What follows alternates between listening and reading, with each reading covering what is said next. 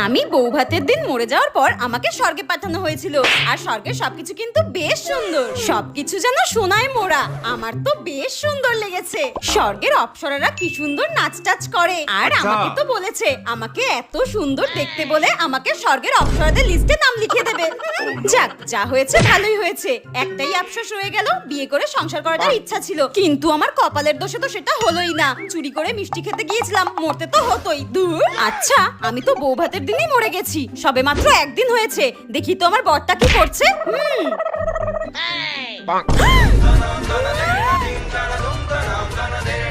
আমি মরেছি এখনো একদিনও হলো না, আর আমার বর এখানে তার এক্স গার্লফ্রেন্ডের সঙ্গে ফোনের মধ্যে প্রেমপিরিতি করে বেড়াচ্ছে।